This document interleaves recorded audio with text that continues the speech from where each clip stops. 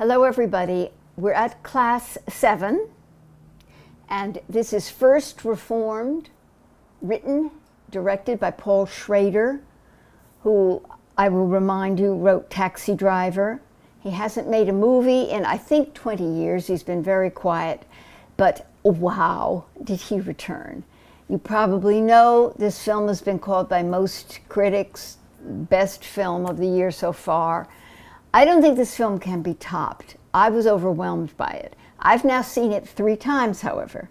The first time I saw it, I knew I was seeing something incredible, but there were questions. I wanted to see it again. That helped a lot, because then I thought, I think I know what he's doing. So if you've only seen it once, that's not going to be enough. Let's talk about it now. Paul Schrader is in his 70s. He knows what he's doing. He knows what he wants to do. He knows he's not making a film for the multiplexes. I'm always talking about this, but these are films made for people who are going to think about them.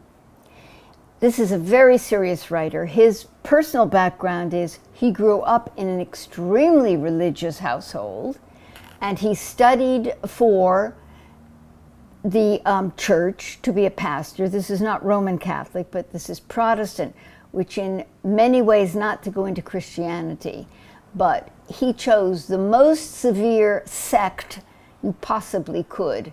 The Protestant church that came down from the Dutch Reformed Church in early United States, and these are severe people. These are Calvinists, so to speak. You will notice right from the beginning, and he said that this is what he wanted to do. He wanted to shoot it like a Dutch painting, almost like a Vermeer, very severe, everything centered, everything lined up. You'll notice the camera hardly moves. The camera is still. And in this way, when you're watching a movie, you realize you are watching these people. The camera is not taking you here and there.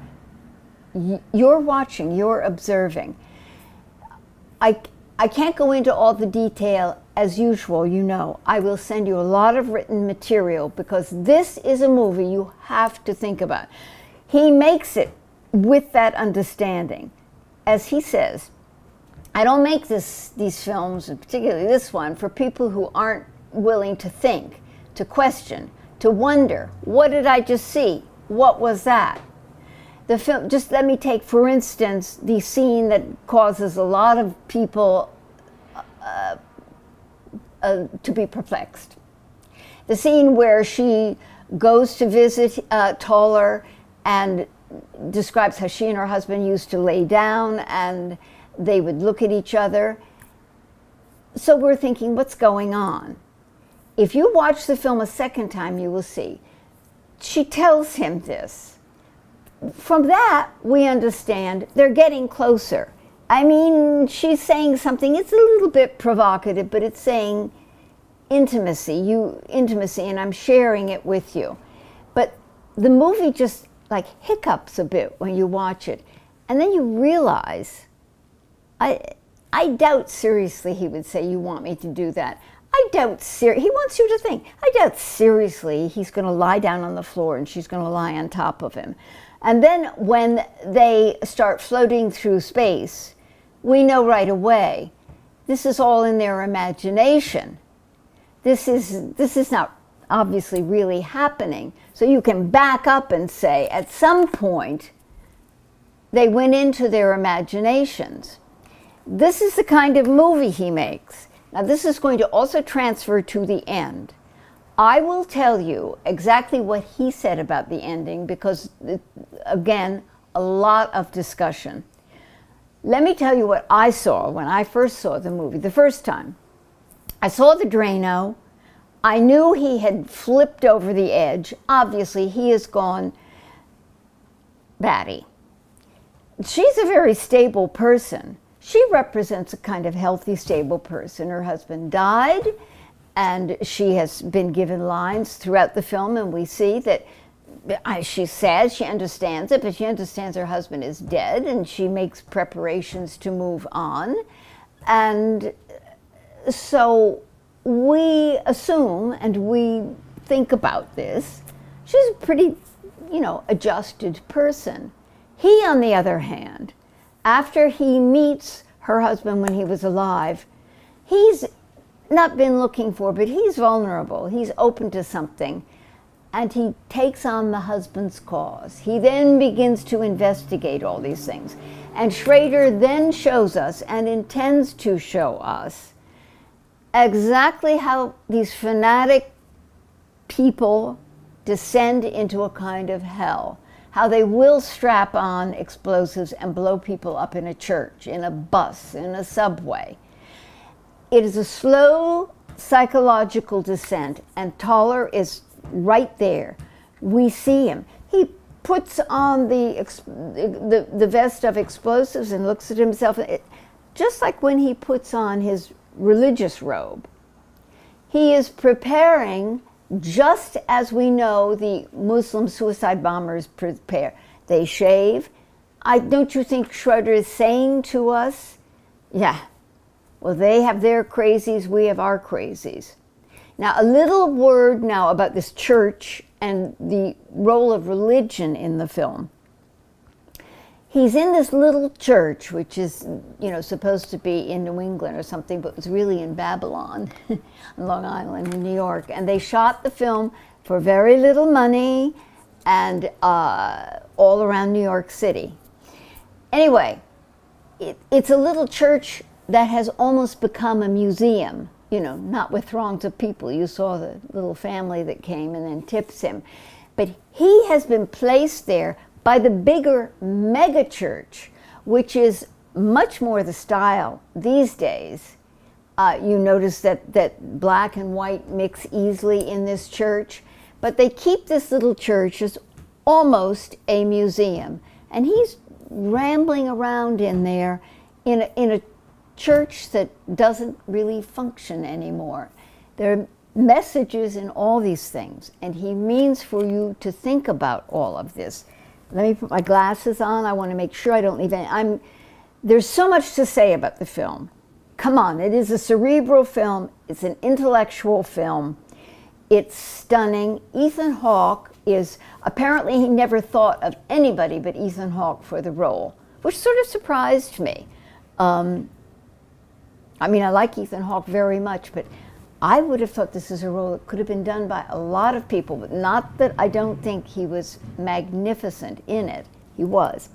Okay, I just want to make sure I haven't left out any of the main points I wanted to make to you. The use of imagination, it can't be emphasized enough.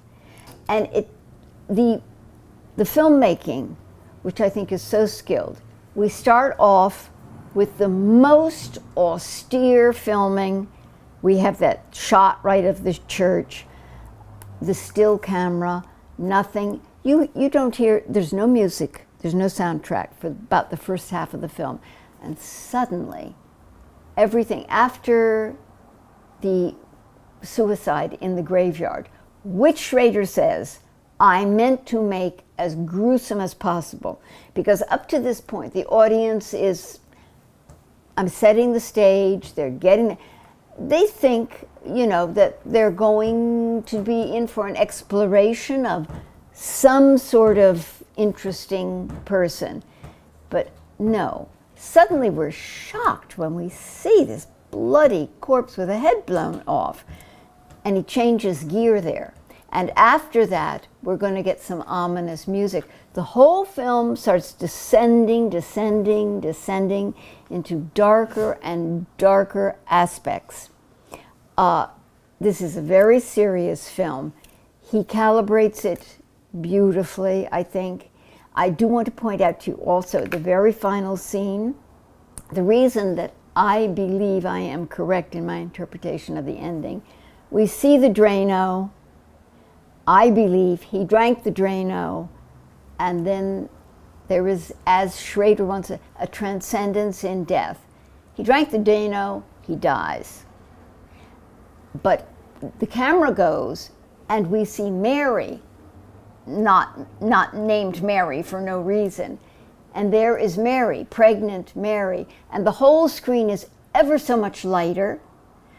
And then they rush to each other, and we have this celestial embrace that goes on and on and on, which would not be possible because he's got the chains. And so I'm quite sure, and I know that Schrader in the commentary says he intended for the film to end there with the Drano, that he dies. But then he thought, no, this is a film I'm making for people. I'm going to give them another possibility. And he also said, it's very interesting, and talk amongst yourselves, who selects which ending? I definitely went with the ending that he killed himself. And I realized that this could not be true, and he had prefaced this with the scene of them floating on top of each other through the world, because he said he wanted to do this with the ending, but he had to give the audience a sort of hint that something was coming. And so we have these two scenes where transcendental activity takes place. And let me remind you, none of this is kooky or crazy. Life is crazy. Really incredible things happen in life. So the film, for the filmmaking, is superb. He said he got the idea, or the genesis of the movie was from Ida, the wonderful Polish film. If you recall, we saw it and everybody thought so highly of it, about the nun in Poland. That examined the question of the Jewish martyrs, of what happened to the Jewish people in Poland and the church.